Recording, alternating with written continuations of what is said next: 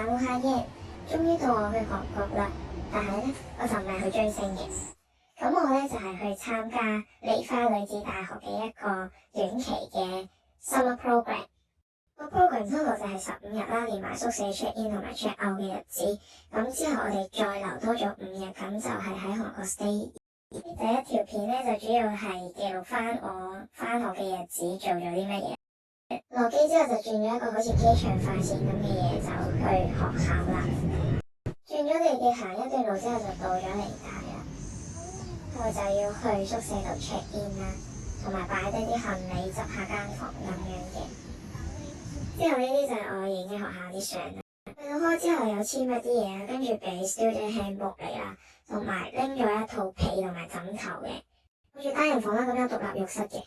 咁間房出邊有露台啦，望出去就係咁樣嘅，同埋兩個露台之間係好近嘅，可以同 friend 握手。整理下行李之後咧，就去咗買嘢飲啦。學以致用嘅感覺就係好緊張。안녕하세요. 핫 초콜릿 밀크티 주세요. 펄 싫어하시나요? 펄 까만색 펄. 버블? 버블 싫어하세요? 네네네. 펄 이렇게 핫이요. 핫. 슈가 조금 빼주세요. 미디엄. 하트로 계산해주세요. 저희 팀원이는 아니 이거 워파스.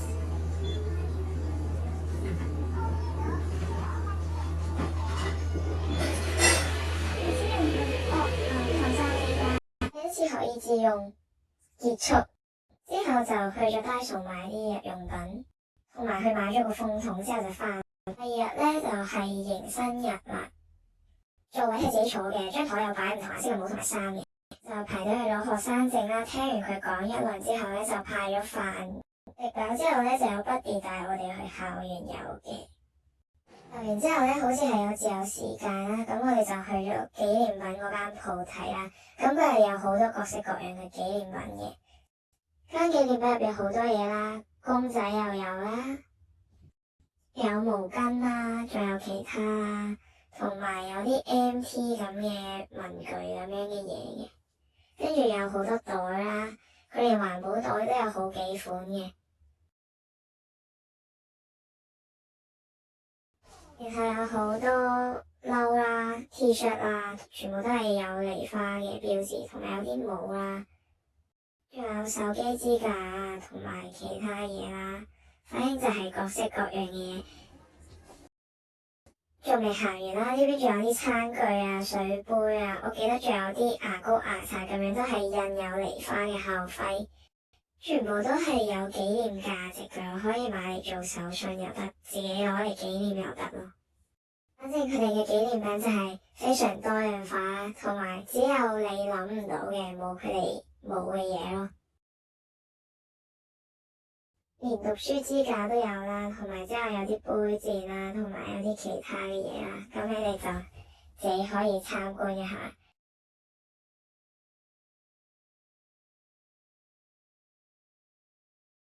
呢啲係筆啦，同埋簿啦之類嘅嘢啦。銀包啊、卡套都有出咯，所以係非常之多嘅紀念品。我用一張相嚟代表唔專業嘅明信片 unboxing 嚟結束呢個紀念品嘅參觀。之後就係平日返學嘅生活啦。首先去食個早餐，上堂太早咧係9點半，所以平時都係咬塊包同埋飲啖奶就走。呢一日係第一次同埋最後一次喺呢個 canteen 食早餐。佢冇寫到咩餡啦，淨係得睇圖片啦，所以到咗之後咬咗第一啖，我先知入邊原來係番薯嚟嘅咯。我就係去上一個3個鐘嘅韓文堂啦。咁佢分班咧就係按照我哋入學之前做嘅一個韓文 test 嚟分嘅。條片咧就係我哋班房望出去嘅景象。上完堂之後咧就係去 canteen 食飯啦。呢個 canteen 咧就係一種係學生餐，每日食個餸都唔同，咁自己食幾多咧就可以夾幾多。咁仲有一種就係好似平時去餐廳食飯咁樣嘅啦。另外一個餐廳咧就係專門賣紫菜包飯嘅，咁佢就叫2塊김밥。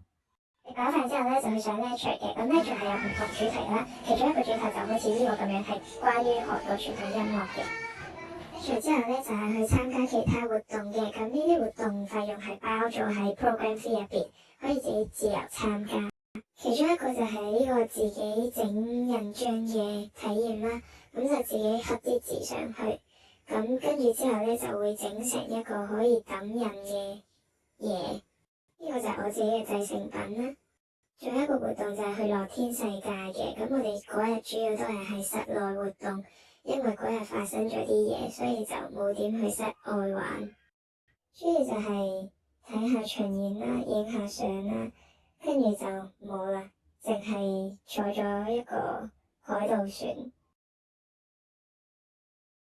然後仲有一日就係去咗博物館啦，出邊咧就真係好靚，藍天白雲。然後行上去有個梯級嘅地方咧，可以打卡，因為佢影出嚟啲相咧真係好好睇。但係就真係天氣好嘅話，影相先至靚咯。如圖所示。然後入邊就真係好似平時啲博物館咁樣，有唔同嘅展品。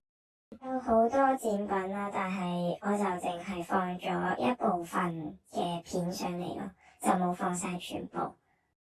咁你哋去睇嗰陣咧，就留翻有少少懸念。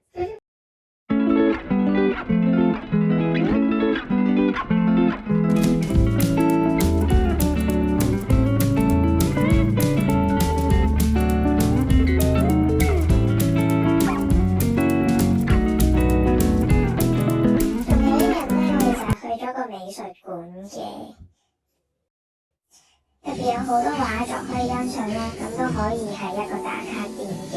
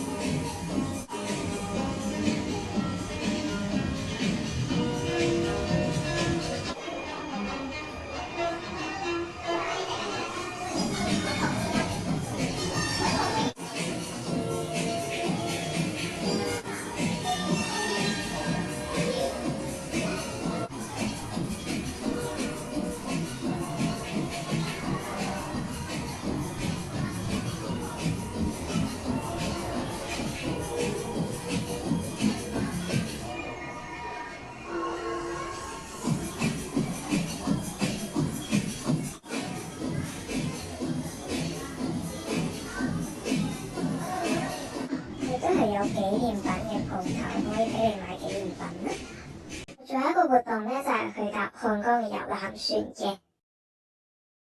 而家可以見到好多海鷗喺度飛嚟飛去啦，同埋可以欣賞漢江嘅景色嘅。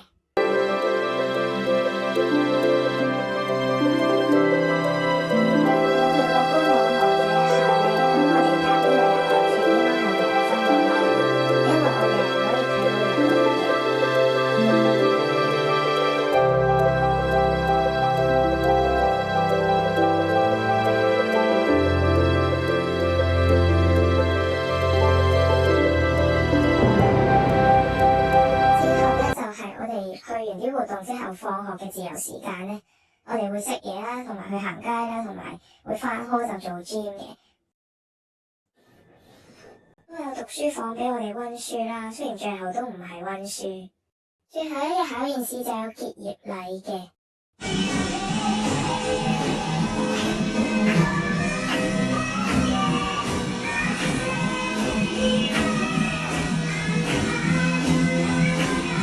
畢業證書咧真係好靚，好值得打卡咯。以上就係嚟大暑期課程嘅記錄啦，多謝大家。